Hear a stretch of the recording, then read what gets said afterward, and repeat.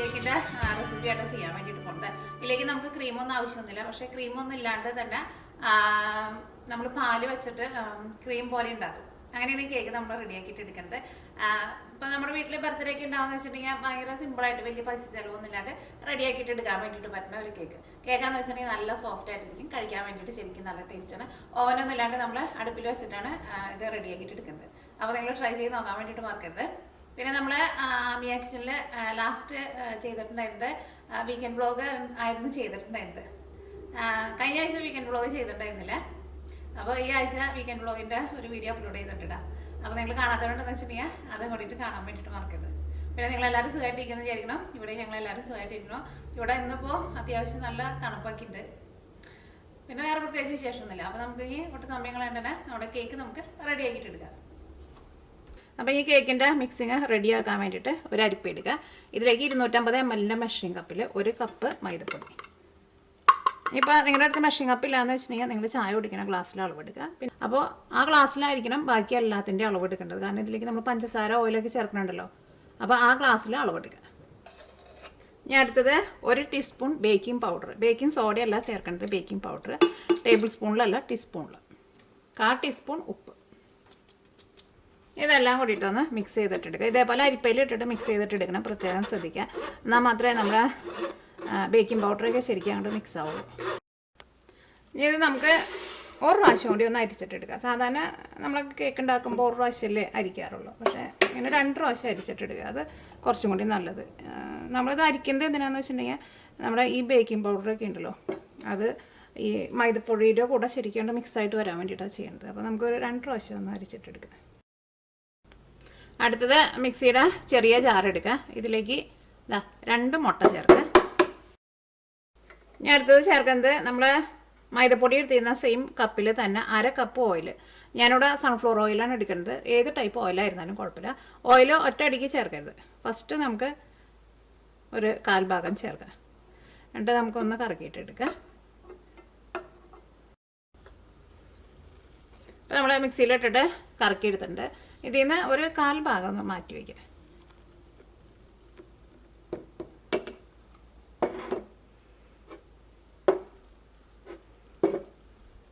ഈ ഓയിലിൻ്റെ ബാക്കിയുണ്ടല്ലോ, അതിൽ നിന്ന് ഒരു 1/4 ഭാഗം കൂടി ചേർക്കാം. അപ്പോൾ നമ്മൾ അങ്ങനെ ഒരു 3 ട്രിപ്പായിട്ട് ഓയിൽ ചേർത്തിട്ട് കുറേ നേരം ഒന്നും ഇട്ടിട്ട് കറക്കണ്ട. First speed, second speed, third speed just ഒന്ന് കറക്കിയിട്ടെടുക്കുക. അപ്പോൾ ഇത് നല്ല ക്രീം പോലെ കിട്ടും. അപ്പോൾ ഓൾറെഡി ഒന്ന് നല്ല ക്രീം പോലെ ആയിട്ടുണ്ട്, നല്ല തിക്ക് പേസ്റ്റ് പോലെ ആയിട്ടുണ്ട്. ബാക്കിയുള്ള ഓയിലും കൂടിയിട്ട് ചേർക്കുക.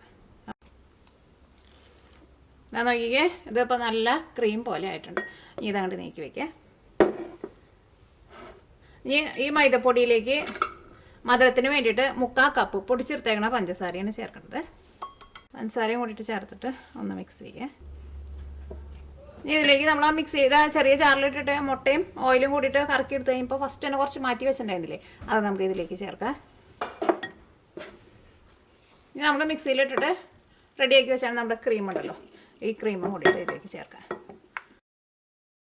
ഈ 6 ടേബിൾ സ്പൂൺ പാല്. അതിപ്പോൾ കാച്ചി പാലോ കാച്ചാത്ത പാലോ എന്ത് പാലായിരുന്നാലും കുഴപ്പമില്ല. ഫസ്റ്റ് നിങ്ങളൊരു 5 ടേബിൾ സ്പൂൺ ചേർക്കുക. അത് കഴിഞ്ഞിട്ട് മിക്സ് ചെയ്ത് കഴിഞ്ഞിട്ട് ഒന്നും കൂടി ഒന്ന് ലൂസാക്കണമെന്നുണ്ടെന്ന് വെച്ചിട്ടുണ്ടെങ്കിൽ അതനുസരിച്ചിട്ട് ഒരു ടേബിൾ സ്പൂൺ കൂടി ചേർക്കുക.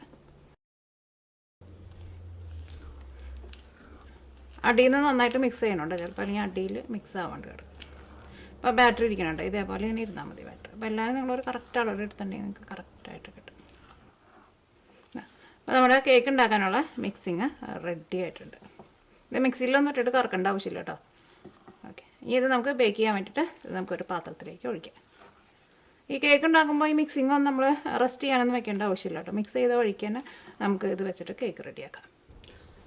അപ്പോൾ ഞാനിവിടെ കേക്ക് ബേക്ക് ചെയ്യാൻ വേണ്ടിയിട്ട് ഇതേപോലത്തെ ഒരു പാത്രമാണ് എടുത്തേക്കുന്നത്. ഇത് ഗ്ലാസിൻ്റെയാണ്, ഇങ്ങനത്തെ ഗ്ലാസിൻ്റെ തന്നെ വേണമെന്നില്ല. എടുക്കുമ്പോഴുണ്ടല്ലോ കുറച്ച് ഇതേപോലെ ഇങ്ങനെ പരന്നിട്ടുള്ള ഒരു പാത്രം എടുക്കുക.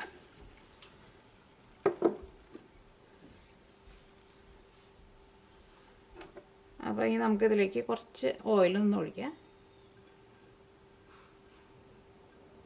അതിപ്പോൾ ഏത് ടൈപ്പ് ഓയിലായിരുന്നാലും കുഴപ്പമില്ല, ബട്ടർ ആയിരുന്നാലും കുഴപ്പമില്ല. ഇനിയിപ്പോൾ നമ്മൾ കേക്കിലേക്ക് ഇപ്പോൾ ഓയിലല്ലേ ചേർത്തത്, കേക്കിൻ്റെ മിക്സിങ് ഉണ്ടാക്കിയപ്പോൾ.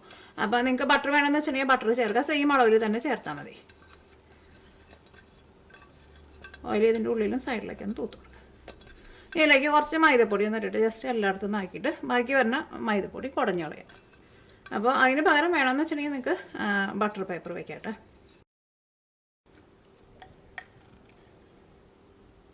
അപ്പോൾ നിങ്ങളുടെ അടുത്ത് ഇതേപോലത്തെ അങ്ങനെ സ്ക്വയർ ആയിട്ടുള്ള പാത്രം ഇല്ലയെന്ന് വെച്ചിട്ടുണ്ടെങ്കിൽ സാധാരണ നിങ്ങൾ കേക്ക് ഉണ്ടാക്കുന്ന പാത്രത്തിലും ചെയ്യാം. പക്ഷേ ഇത് നമ്മൾ ക്രീം വെച്ചിട്ടുള്ള കേക്കായിട്ടല്ലേ ഉണ്ടാക്കുന്നത്. അപ്പോൾ നമ്മളിതിനെ പീസായിട്ട് ഇങ്ങനെ കട്ട് ചെയ്തിട്ട് എടുക്കും. അപ്പോൾ നമുക്ക് ഇതേപോലെ ഇങ്ങനെ സ്ക്വയർ ആയിട്ടുള്ള കേക്കാണ് നല്ലത്. അപ്പോൾ ഈ കേക്ക് ബേക്ക് ചെയ്യാൻ വേണ്ടിയിട്ട് ഞാനിവിടെ അടുപ്പത്ത് വെച്ചിട്ട് ഒരു ചീനച്ചട്ടിയിൽ വെച്ചിട്ടാണ് കേക്ക് ബേക്ക് ചെയ്യുന്നത്.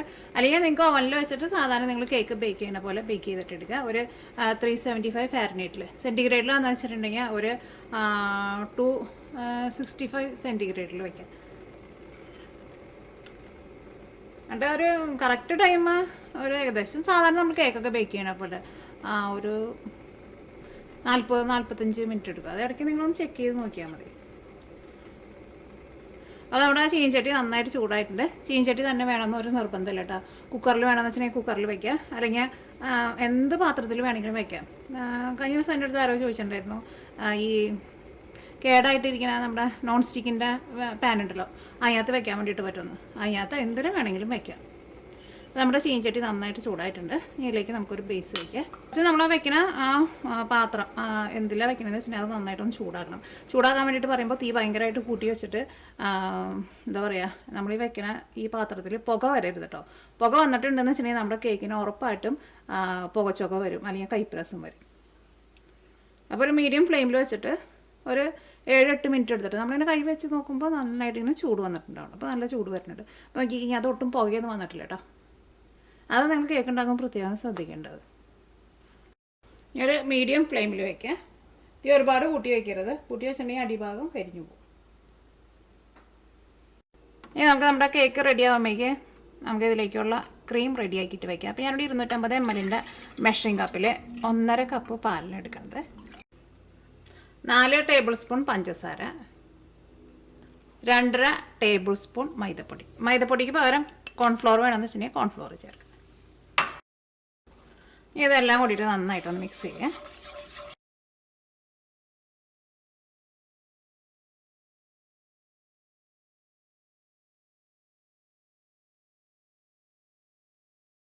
അപ്പോൾ നമ്മുടെ കേക്ക് ഞാനിവിടെ ബേക്ക് ചെയ്യാൻ വേണ്ടിയിട്ട് വെച്ചിട്ട് ഇപ്പോൾ ഒരു 40 മിനിറ്റ് ആയിട്ടുണ്ട്. കേക്ക് റെഡി ആയിട്ടില്ല കേട്ടോ. തീ അങ്ങനെ കൂട്ടി വെച്ചിട്ടുണ്ടെന്ന് വെച്ചിട്ടുണ്ടെങ്കിൽ നമുക്ക് പെട്ടെന്ന് റെഡി ആയി കിട്ടും. പക്ഷേ കേക്കിൻ്റെ അടിഭാഗത്തേക്ക് കരിഞ്ഞു പോകും. ഒരു മീഡിയം ഫ്ലെയിമിലാണ് ഞാൻ വെച്ചേക്കുന്നത്. കുറച്ച് സമയം എടുക്കും കേക്ക് റെഡി ആയിട്ട് വരാൻ വേണ്ടിയിട്ട്. അത് നിങ്ങളുടെ ഗ്യാസൊന്നും കുറേ കത്തിയൊന്നും പോയില്ല. നമ്മൾ തീ കുറച്ചാണല്ലോ വെച്ചേക്കുന്നത്. ഞാൻ നോക്കിക്കേ, ഇതിപ്പോൾ തിക്കായി തുടങ്ങിയിട്ടുണ്ട്. ഒന്ന് ഇതാ ഇപ്പോൾ ഒരു ക്രീം പോലെ പെട്ടെന്ന് ഞാൻ അങ്ങോട്ട് തിക്കാൻ വേണ്ടിയിട്ട് തുടങ്ങും. അങ്ങനെ വരുന്ന സമയത്ത് തീ ഒന്ന് കുറച്ച് വെക്കണം കേട്ടോ. പിന്നെ ഒട്ടും കട്ടയില്ലാണ്ട് ഇതേപോലെ നല്ല സ്മൂത്തായിട്ട് എടുക്കണം. അത് നമ്മളിങ്ങനെ ഇളക്കി കൊടുത്തോണ്ടിരുന്നാൽ മതി. അപ്പോൾ നമുക്ക് നല്ല സ്മൂത്തായിട്ട് കിട്ടും. ഇത് ഒന്നും കൂടി നല്ല തിക്കായിട്ട് വരണം. ഇങ്ങനെ വരുമ്പോൾ തീ ഓഫ് ചെയ്യരുത് കേട്ടോ. അപ്പോൾ അതാ ഇതിനകത്ത് വലിയ ബബിൾസൊക്കെ എന്തേ സെൻറ്ററിൽ നിന്നൊക്കെ വന്നു തുടങ്ങിയിട്ടുണ്ട്. ഒന്നും കൂടി ഒന്ന് തിക്കായിട്ട് വരണം. നമ്മുടെ ഈ പാത്രത്തിൻ്റെ അടിഭാഗം ഒന്നും കൂടി നന്നായിട്ട് കാണാൻ വേണ്ടി പറ്റണം. ഈ സൈഡിൽ നിന്നൊക്കെ ഒന്ന് വിട്ട് വരണം. അതായത് നമുക്ക് ഒരുപാട് വെള്ളം പോലെ ഇരിക്കരുത്. ഇത് നമുക്ക് കേക്കിൻ്റെ ഉള്ളിൽ ക്രീം പോലെ വയ്ക്കാനുള്ളത്. അപ്പോൾ അത് കുറച്ച് തിക്കായിട്ടൊന്ന് വരണം.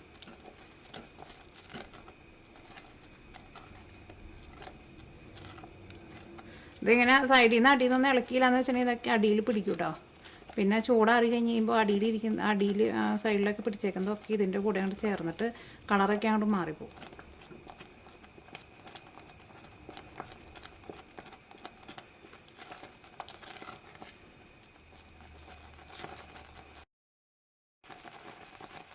ഞാൻ നോക്കിക്കേ, ഈ സൈഡിൽ നിന്നൊക്കെ ഇങ്ങനെ വിട്ട് വന്നു തുടങ്ങിയതുണ്ട്.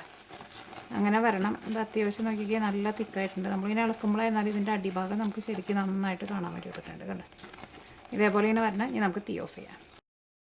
ഈ നമുക്ക് ഫ്ലേവറിന് വേണ്ടിയിട്ട് വാനില എസൻസ് ചേർക്കാം, അല്ലെങ്കിൽ നിങ്ങൾക്ക് ഇഷ്ടമുള്ള ടൈപ്പ് എസൻസ് ചേർക്കാം. അപ്പോൾ ഞാൻ ഇതിലേക്ക് ചേർക്കേണ്ടത് ബട്ടർ സ്കോച്ച് എസൻസാണ് ചേർക്കേണ്ടത്. അത് തന്നെ വേണമെന്ന് ഒരു നിർബന്ധമില്ല. എനിക്ക് അതിൻ്റെ ഫ്ലേവർ നല്ല ഇഷ്ടമാണ്. അപ്പോൾ എൻ്റെ അടുത്ത് ഇരിക്കുന്നുണ്ടായിരുന്നു. അപ്പോൾ അതുകൊണ്ടാണ് ഞാൻ എസൻസ് ചേർക്കേണ്ടത്. അല്ലെങ്കിൽ നിങ്ങൾ വാനില എസൻസ് ചേർക്കാം. അപ്പോൾ ഈ ബട്ടർ സ്കോച്ച് എസൻസ് വേണമെന്ന് തന്നെ ഒരു നിർബന്ധമില്ല കേട്ടോ. അത് നമ്മുടെ ഫ്ലേവറിനനുസരിച്ചിട്ടുള്ള എസൻസ് നമുക്ക് ഇതിലേക്ക് ചേർത്ത് കൊടുക്കാം. പൈനാപ്പിൾ എസൻസ് വേണമെന്ന് വെച്ചിട്ടുണ്ടെങ്കിൽ പൈനാപ്പിൾ എസൻസ് ചേർക്കാം. പിന്നെ നമ്മുടെ ആ കേക്കിൻ്റെ മിക്സിങ് ഉണ്ടാക്കിയില്ലേ, ആ സമയത്ത് നിങ്ങളുടെ അടുത്ത് പൈനാപ്പിൾ എസൻസ് ഉണ്ടെന്ന് വെച്ചിട്ടുണ്ടെങ്കിൽ പൈനാപ്പിൾ എസൻസും കൂടിയിട്ട് ചേർക്കാൻ വേണ്ടിയിട്ട് മറക്കരുത്. ഞാനത് ഓർത്തിരുന്നതാണ്, പക്ഷേ ഞാനത് മറന്നുപോയി. അതെപ്പോഴാണ് ചേർക്കേണ്ടതെന്ന് വെച്ചിട്ടുണ്ടെങ്കിൽ നമ്മൾ കേക്കിൻ്റെ മിക്സിങ്ങിലേക്ക് പാലൊക്കെ ചേർത്തിട്ട് മിക്സ് ചെയ്തിട്ട് എടുക്കില്ലേ, ആ സമയത്ത് വാനില എസൻസ് വാനില എസൻസ് അല്ല, പൈനാപ്പിൾ എസൻസ് 1 ടീസ്പൂൺ ചേർത്ത് കൊടുക്കുക. പിന്നെ നമ്മൾ ഈ കേക്ക് ലെയറായിട്ട് വെച്ചിട്ട് നമ്മൾ കേക്ക് റെഡിയാക്കുന്ന സമയത്ത് നമ്മൾ പൈനാപ്പിളിൻ്റെ ജ്യൂസ് ഓരോ ലെയറിൽ നമ്മൾ ബ്രഷ് ചെയ്ത് കൊടുക്കുന്നുണ്ട്. അപ്പോൾ ഈ നമ്മുടെ മിക്സിങ് ഇവിടെ ഇരുന്നിട്ട് ചൂടാറട്ടെ.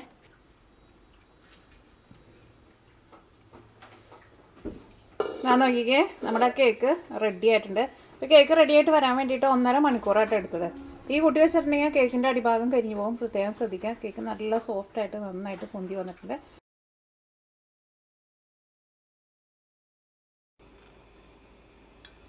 ഞാൻ നോക്കിക്കേ, ഇപ്പോൾ നമ്മുടെ ഈ ക്രീം നന്നായിട്ട് ചൂടാറിയിട്ടുണ്ട്. ഇനി നമുക്കത് മിക്സിയുടെ ചെറിയ ജാറിലേക്ക് ഇടാം.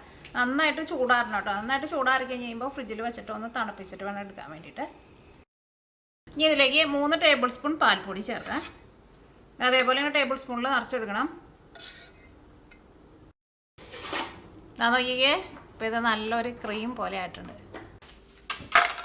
അപ്പോൾ നമ്മുടെ കേക്ക് ഇരുന്നിട്ടൊന്ന് ചൂടാറിയിട്ടുണ്ട്.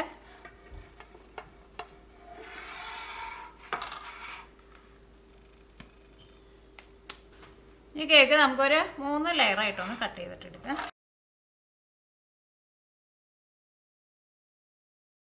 അപ്പോൾ ഇത് നമുക്ക് ഒരു ലെയർ കേക്ക് വയ്ക്കാം.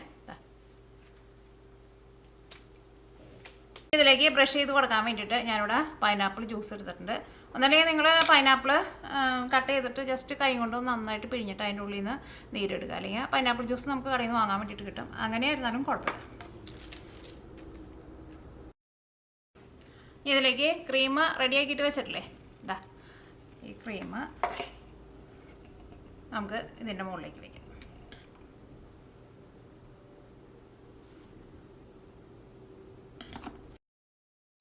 ഒരു ലെയർ റെഡി ആക്കിയിട്ടുണ്ട്. ഇനി ഇതിൻ്റെ മുകളിലേക്ക് നിങ്ങൾക്ക് വേണമെന്ന് വെച്ചിട്ടുണ്ടെങ്കിൽ പൈനാപ്പിൾ നല്ല പൊടി പൊടിയായിട്ട് കട്ട് ചെയ്തിട്ട് ഇതിൻ്റെ മുകളിൽ ഒരുപാട് ഇടണ്ട, കുറച്ചൊന്ന് ഇട്ട് കൊടുക്കുക. അപ്പോൾ ഞാനിപ്പോൾ പൈനാപ്പിൾ ഇടണില്ല. ഈ പൈനാപ്പിളിൻ്റെ എസൻസ്, ഈ പൈനാപ്പിളിൻ്റെ ജ്യൂസ് ബ്രഷ് ചെയ്യുമ്പോൾ തന്നെ നല്ലൊരു ഫ്ലേവർ കിട്ടും നമുക്ക്. അപ്പോൾ വേണമെന്ന് വെച്ചിട്ടുണ്ടെങ്കിൽ പൈനാപ്പിൾ കുഞ്ഞു കുഞ്ഞു പീസായിട്ട് വേണം ഇടാൻ വേണ്ടിയിട്ട്. അത് ഒരുപാട് ഇടുകയും ചെയ്യരുത് കേട്ടോ. ഇനി നമുക്ക് അടുത്ത പീസ് വയ്ക്കാം.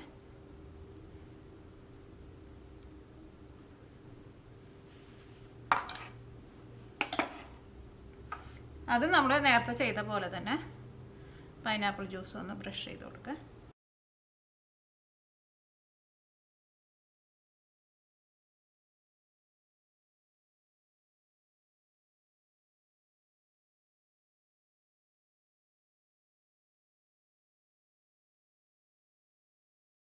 കുറച്ച് പൈനാപ്പിൾ ഇട്ടിട്ട് ഒന്ന് ഗാർണിഷ് ചെയ്യാം. അപ്പം നോക്കി, പൈനാപ്പിൾ ഞാനിവിടെ നല്ല ചെറുതായിട്ട് കട്ട് ചെയ്തിട്ടുണ്ട്. ഇത് എടുക്കുന്നതിന് മുമ്പ്, നമ്മൾ കേക്കിൻ്റെ മുകളിലേക്ക് ഇടാൻ പോകുന്നതിന് മുമ്പ് ഇതൊന്ന് പിഴിഞ്ഞിട്ട് ഇതിൻ്റെ ഉള്ളിൽ നിന്ന് ജ്യൂസ് കളയണം കേട്ടോ. അല്ലെങ്കിൽ നമ്മുടെ ഈ കേക്കിൻ്റെ മുകളിൽ ഇരുന്നിട്ട് ഇതുകൊണ്ട് മെൽറ്റ് ആവാൻ വേണ്ടിയിട്ട് തുടങ്ങും.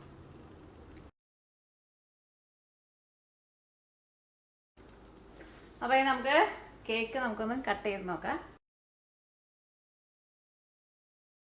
അതാ നോക്കിക്കേ, നമ്മുടെ പൈനാപ്പിൾ കേക്ക് ലെയറൊക്കെ നല്ല ഭംഗിയിൽ നമുക്ക് തിരിഞ്ഞു വന്നിട്ടുണ്ട്. കണ്ടേ, കേക്കാന്ന് വെച്ചിട്ടുണ്ടെങ്കിൽ നല്ല സൂപ്പർ സോഫ്റ്റ് ആയിട്ട് ഇരിക്കുന്ന കേക്കാണ്.